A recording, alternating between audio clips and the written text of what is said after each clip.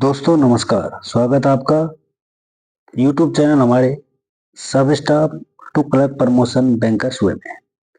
आज फिर MCQ Sunday को आपके लिए लेके आ रहे हैं।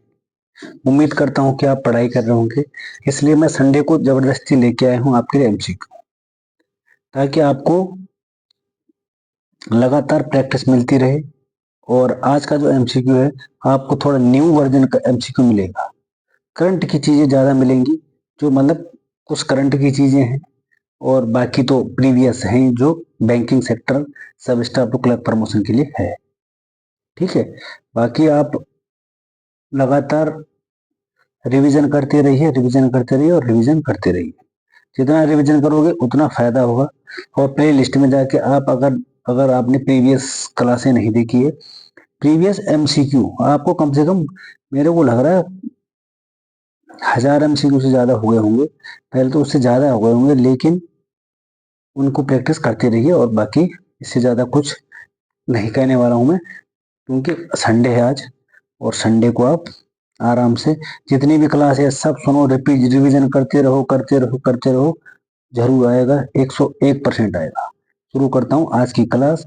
आज का सबसे पहला क्वेश्चन है कि which of the following is the order in which the sorting is carried out of in MICR code. जो MICR कोड होता है ना, MICR कोड होता है जो, वो होता है 9 डिजिट का, है ना। ये तो आपको पता है, किसमें, चेक में। उसमें जो पहले के जो 3 डिजिट हैं, दूसरे 3 डिजिट हैं और तीसरे जो 3 डिजिट हैं, वो किस किस को डिनोट करते हैं। पहले वाले 3, अगले वाले 3 और लास्ट वाले 3। तो क्वेश्चन यही है कि वो किसको डिनोट करते हैं। पहला ऑप्शन है, पहले जो 3 डिजिट है वो सिटी, बैंक और ब्रांच को। दूसरे जो 3 डिजिट हैं, बैंक, सिटी और ब्रांच को। तीसरा तो बैंक सिटी ही लिखा है, बस ब्रांच तो लिखा ही नहीं है, तो ये तो ऑप्शन ही गलत है। और तीसरा है, चौथा है इंस्ट्रूमेंट, बैंक और सिटी। तो इसका जो करेक्ट आंसर है वो आपको नहीं दिख रहा होगा। आपको करेक्ट आंसर दिखाता हूँ। आंसर हो जाएगा आपका, उसमें लिखा होता है बैंक, फिर लिखा होता है सिटी, फिर लिखा होता है बैंक, और फिर लिखा होता है ब्रांच, CBB। और ये 9 डिजिट का होता है। बहुत जरूरी, बहुत इंपॉर्टेंट। और आप जैसे भाइयों को, इसका आपको पता भी होगा कि वो 9 डिजिट का पहले 3 डिजिट बता दे, सिटी कौन सी है, बैंक और ब्रांच। चले आगे। अगला क्वेश्चन है, NRLM was renamed as day NRLM। जो NRLM था उसको दोबारा नाम कब दिया गया, डे NRLM का। डे NRLM का मैंने आपको बताया, डे दीनदयाल अंत्योदय योजना। और NRLM का आपको पता ही है, नेशनल रूरल लिवलीहुड मिशन। इसका नाम कब किया गया।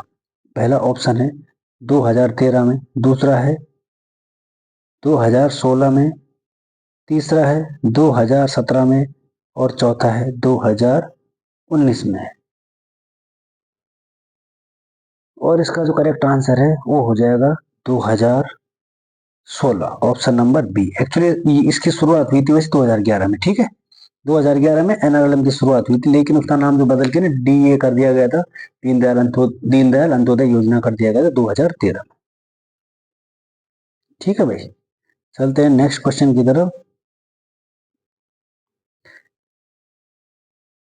ये अगला क्वेश्चन है, women SHG under day NRLM consist of. कि डे NRLM के तहत महिला SHG में शामिल कितनी होती है। पहला ऑप्शन है 4 से 10, दूसरा है 5 से 10, तीसरा 10 से 20, और चौथा है एनी ऑफ द अबव, ऊपर के कोई भी। तो अगर मैं डे NRLM SHG की जो बात करता हूं, तो इसका जो करेक्ट आंसर है वो हो जाएगा 10 से और 20, ऑप्शन नंबर थर्ड इसका करेक्ट आंसर हो जाएगा। नेक्स्ट, अगला क्वेश्चन है, इन NULM scheme, the application for individual and group enterprise loans will be sponsored by। कि जो NULM है योजना में व्यक्तिगत और समूह में उद्यम ऋण के लिए आवेदन प्रायोजित किसके द्वारा किया जाता है। अगर आपने ऋण करना है तो वो प्रायोजित किसके द्वारा किया जाएगा ऋण को। पहला ऑप्शन है डिस्ट्रिक्ट लेवल बैंकर्स कमेटी, दूसरा ऑप्शन है अर्बन लोकल बॉडी कमेटी, तीसरा है स्टेट लेवल बैंकर्स कमेटी और चौथा है डिस्ट्रिक्ट मजिस्ट्रेट। ठीक है, तो इसका जो करेक्ट आंसर है वो हो जाएगा अर्बन लोकल बॉडी। ठीक है, और अगर मैं एनयूएलएम की बात करता हूं, जो ये ऊपर लिखा है, तो इसलिए मैंने आपको पहले से नहीं बताया, आपको आंसर का पता लग जाएगा। आंसर तो इसका ऑप्शन नंबर बी है। तो इसका आंसर अर्बन लोकल बॉडी करती है इसके लिए। ठीक है, लेकिन अगर मैं एनयूएलएम की फुल फॉर्म बताऊं आपको, नेशनल अर्बन, देखो अर्बन इसमें भी था इसलिए मैं आपको बताया नहीं पहले, नेशनल अर्बन लाइवलीहुड मिशन। ठीक है, चलते हैं नेक्स्ट क्वेश्चन की तरफ। Farmer with land holding of more than 1 hectare and up to 2 hectare, कि 1 हेक्टेयर से अधिक और 2 हेक्टेयर तक अधिक भूमि वाले किसानों को क्या कहा जाता है?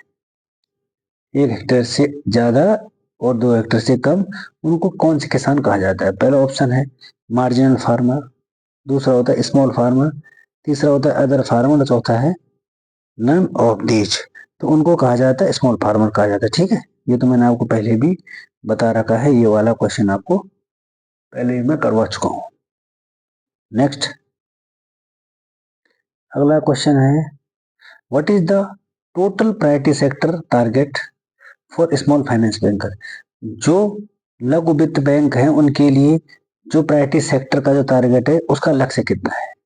तो प्रायोरिटी सेक्टर में हर बैंक के लिए अलग है, लघु बैंकों के लिए अलग है, पेमेंट बैंकों के लिए अलग है, सबके लिए अलग अलग टारगेट सेट किया हुआ है। तो जो जो प्रायोरिटी सेक्टर में जो स्मॉल फाइनेंस बैंक हैं, ये उनके लिए कितने का टारगेट दिया गया उनको? पहला ऑप्शन है 40%, दूसरा 75%, तीसरा 18% और चौथा है 10%। इसका जो करेक्ट आंसर है वो हो जाएगा 75%, ऑप्शन नंबर बी। नेक्स्ट अगला क्वेश्चन है, when did the CKYCR becomes operative? कि जो CKY जो CR है वो कब ऑपरेट हुआ था? पहला ऑप्शन है 2016 में, 2017, 2018 और 2021 में। तो इसका जो करेक्ट आंसर है वो हो जाएगा 2016 में हुआ था CKYCR, central know your customer record.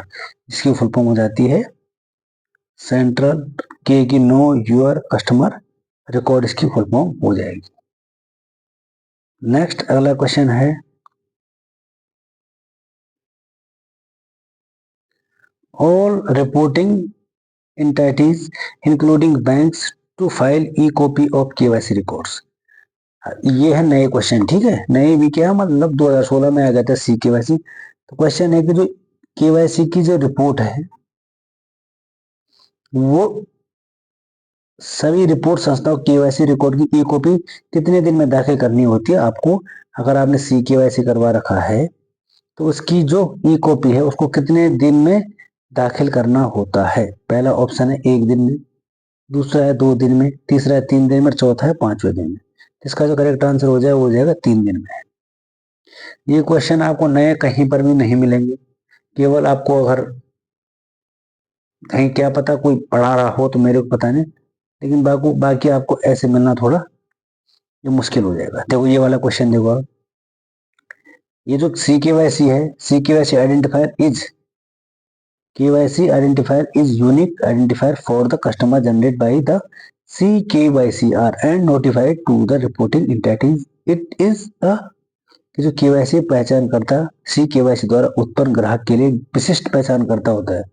ये उनको यूनिक डिजिट दिया जाता है जो CKYC होता है ना। अगर आप अपना CKYC एक कार्ड टाइप बनता हो, आप उसको बैंक में डिपॉजिट कराओ तो आपको बाकी चीज आधार कार्ड वगैरह वगैरह कुछ देने की जरूरत नहीं है। उसके वो जो डिजिट होता है एक, कितने डिजिट का होता है मैं आपको बताऊं, अगर आपने उसको डाल दिया CKYC को तो आपका कुछ रिकॉर्ड मांगने की जरूरत नहीं, उसके अंदर पूरा का पूरा आपका डाटा भरा होता है। तो ये वही क्वेश्चन है कि वो जो डाटा है वो कितने डिजिट का है। पहला ऑप्शन है 7 डिजिट का, दूसरा है 14 डिजिट, तीसरा है 16 डिजिट और एक है 21 डिजिट।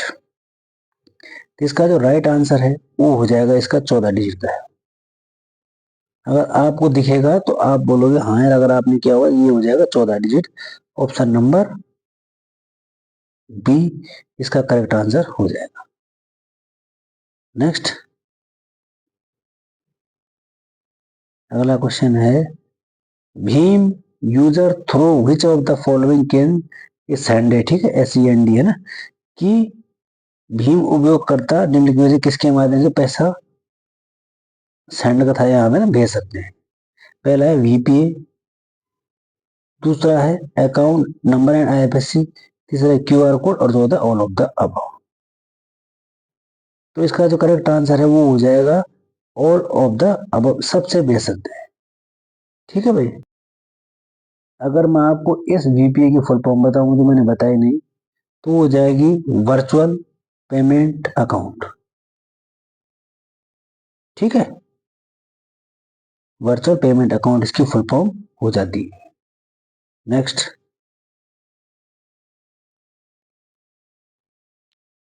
अगला क्वेश्चन है, what is the charge to use भीम। अगर आप भीम ऐप का यूज कर रहे हो है ना, तो उस पे जो चार्ज है वो कितना लगेगा। पहला ऑप्शन है NPCI डज नॉट चार्ज, क्योंकि इसको NPCI रेगुलेट करती है ना भीम को, आपको पता है, मैंने बता भी रखा है।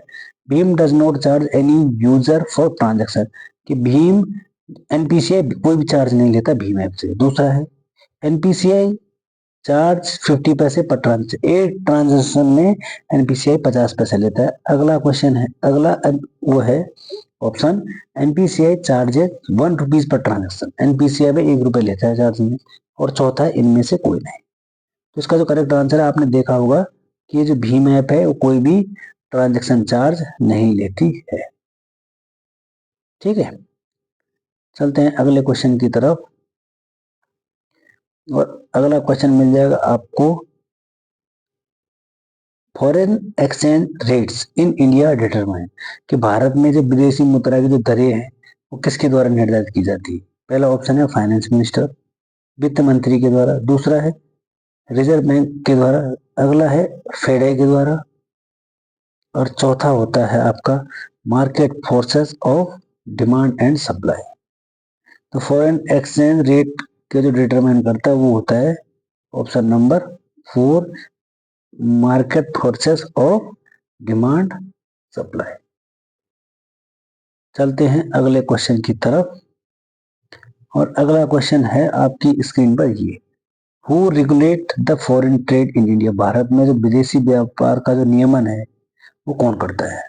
फॉरेन ट्रेड का है ना, ये जरूर देखना, फॉरेन एक्सचेंज नहीं होता ना, फॉरेन ट्रेड की बात हो रही है यहाँ पे। कौन करता है, पहला ऑप्शन है RBI, दूसरा है DGFT directorate general foreign trade, अगला है फेडरल जो आपको मैं पहले बता चुका हूँ, और अगला है SEBI। तो भारत में जो फॉरेन ट्रेड को जो रेगुलेट करता है वो करता है आपका DGFT, यानी direct general of foreign trade. ठीक है भाई, चलते हैं नेक्स्ट क्वेश्चन की तरफ। अगला क्वेश्चन है,